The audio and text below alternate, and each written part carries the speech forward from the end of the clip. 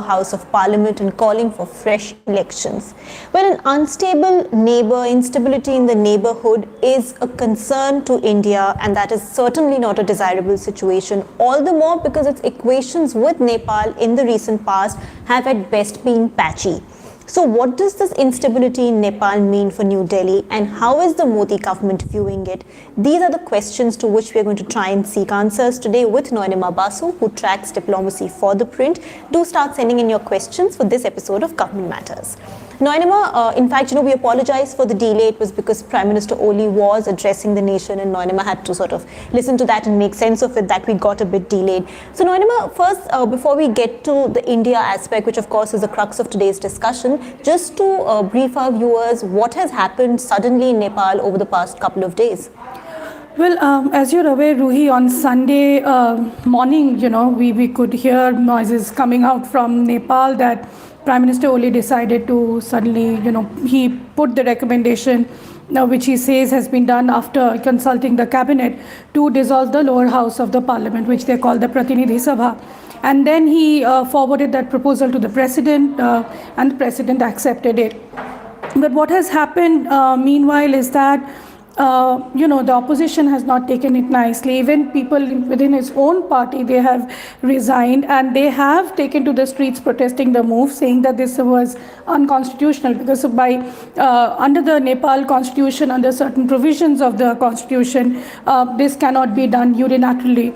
But then we know that in the last many months, let's say about 6-7 months, early this year, since April, May, the rift between the two factions within the ruling Nepal Communist Party, which is one side led by Prime Minister Oli, the other side by Pushpkumar Dahal, who is also known as Prachand. So there was kind of, they were having this power sharing kind of problem between them. That is because when these two parties, these two factions united to create this NCP, there was this understanding that Prime Minister Oli will rule as the Prime Minister for 2.5 years, and then the powers will be, there will be a transition, and within which Prachand will be the Prime Minister. But then there were no sort of progress happening, and in between the pandemic happened.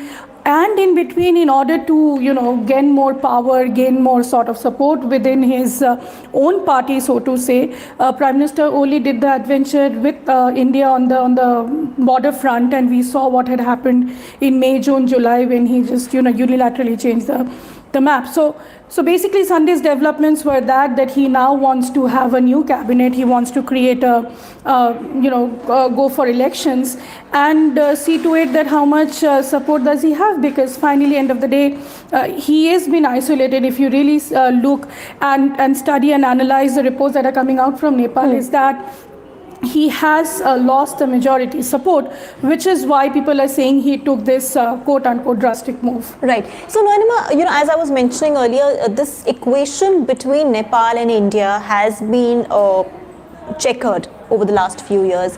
Also because Prime Minister Oli is seen to be closer to China, so there have been growing Beijing-Kathmandu ties and strain between New Delhi and Beijing.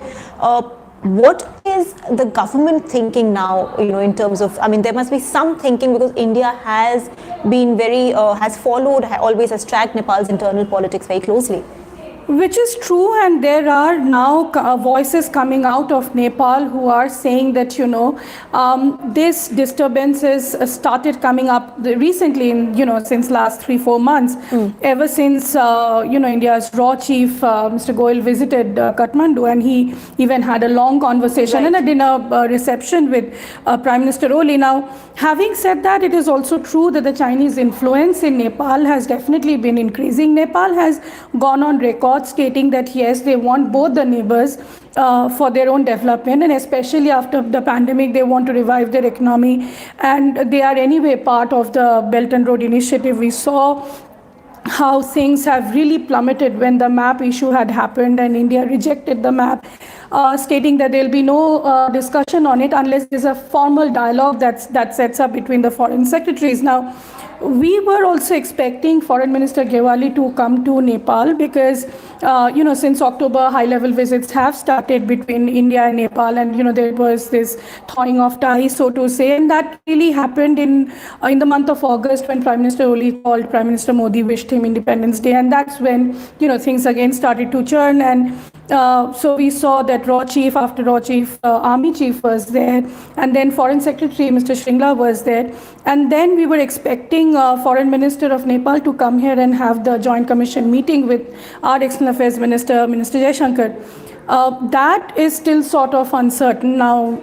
I mean, from India's point of view, sources tell me that, well, this political instability was inevitable in a way because of the power sharing setup that these two leaders had. Having said that, they are now saying it's an internal matter between the domestic matter of Nepal, and they have to settle this, because we've seen again in the month of July there was this reports coming up, and some of these were true, that the Chinese ambassador to Nepal, she was doing this hectic meetings with all the senior leaders of the ruling party, and that's when some reports came out in some of the popular newspapers there that she was able to unite these two leaders, Oli and Prachand. And that's essentially when India, started to sit up and take notice. And if you see after that, a lot of visits from India had also started.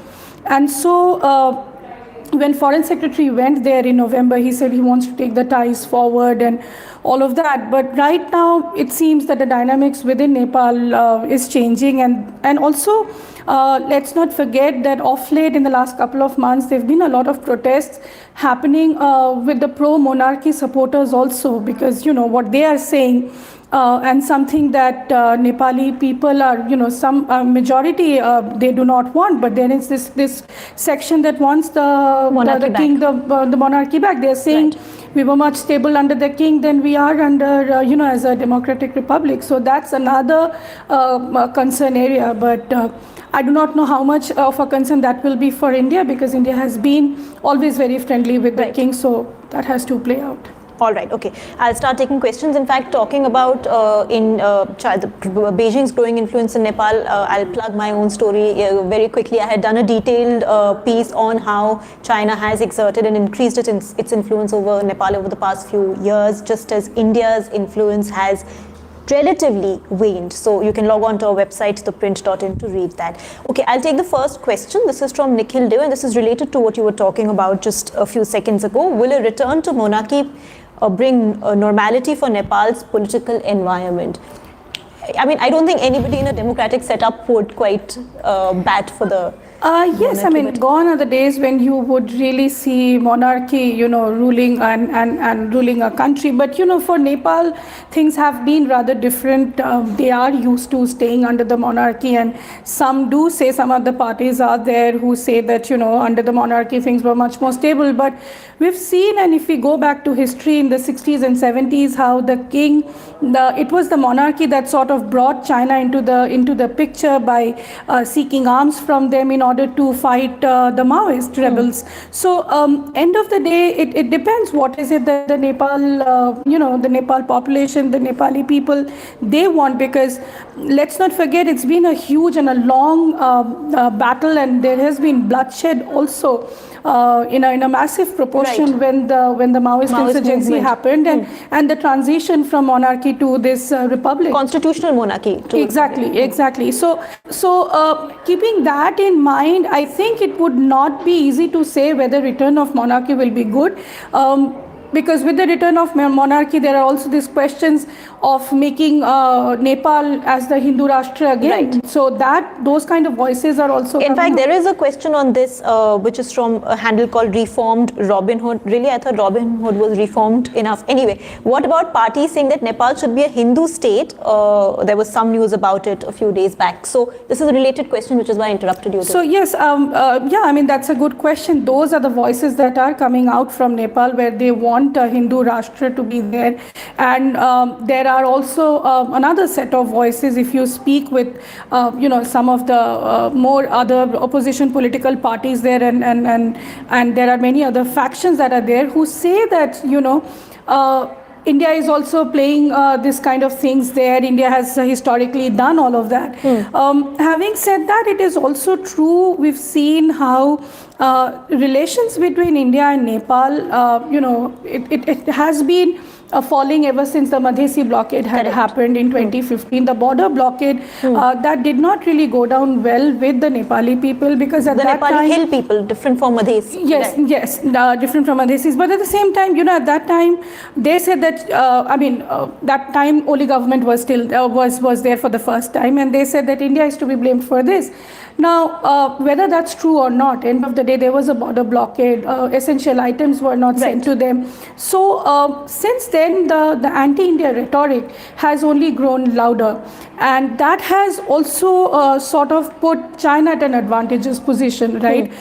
We've seen how the Chinese Communist Party has been holding this kind of workshops, with the Nepali Communist Party, and telling them models of governance, and how to rule a country, and all of that has been also happening. Right. Yeah. I mean, Indian diplomacy vis-a-vis Nepal has been a mishmash over the past few years. All right. So Umesh Bhatta, is India playing games, on the issue of China's recent influence in Nepal?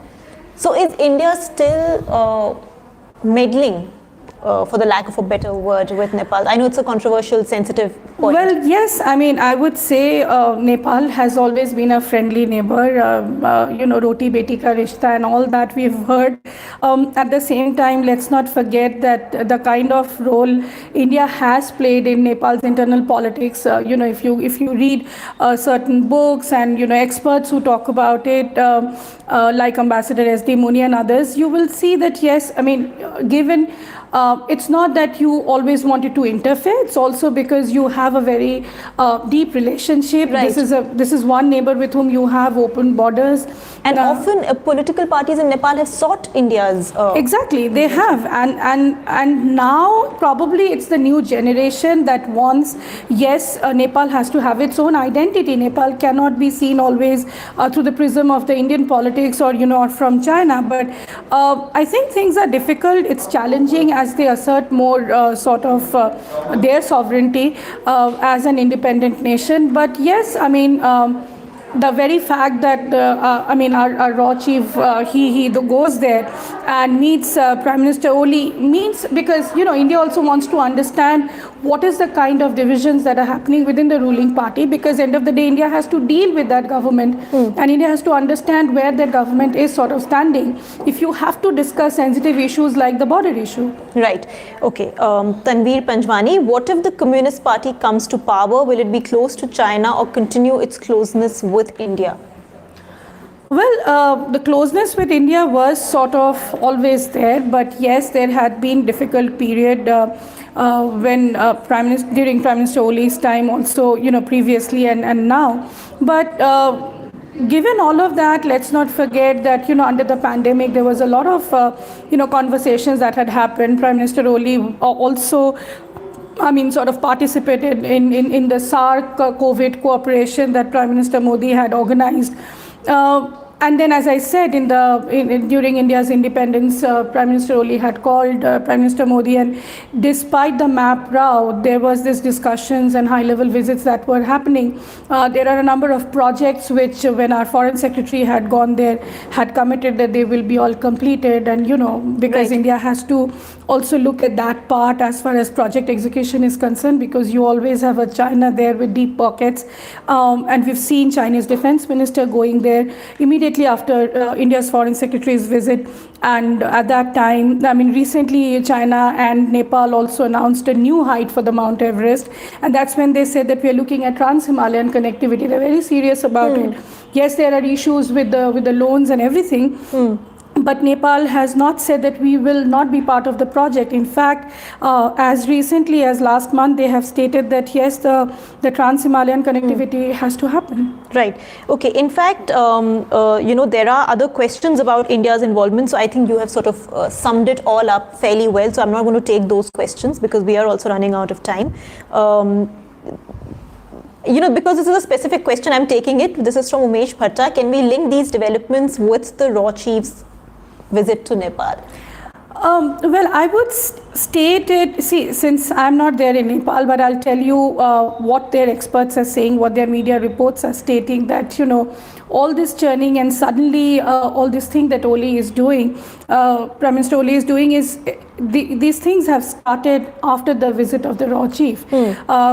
See, because any which way the division between these two leaders was sort of very apparent, and they got exposed, after that visit, after Chinese foreign ambassadors meeting. But Prachand is also close to India. Prachand is also close to India, but having said that, it's also true that, and that's what I hear again from official and diplomatic sources here, that Prachand has not been able to really build a networking relationship with Prime Minister Modi with the current government. With the current government, and that is something has also been creating a lot of friction within the ruling party.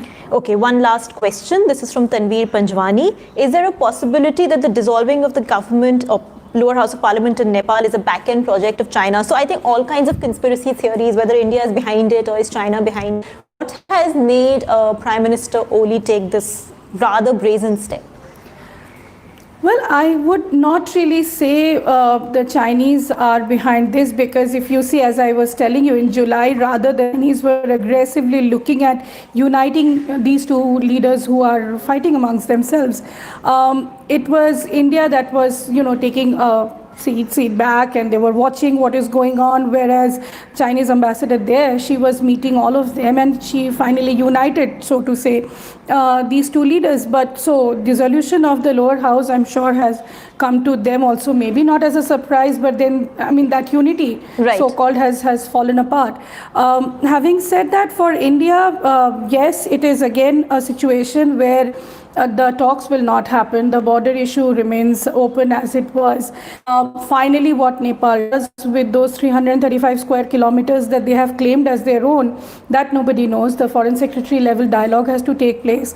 There are many pending issues that will also happen. But what I hear again is that it's their internal political matter. It's a serious matter for them. If they're really headed for elections, then, one can only see what really happens, because at this point, let's also not forget that the US is also under transition. Correct. So a lot of these things will play out to understand ultimately what's happening in Nepal. Right.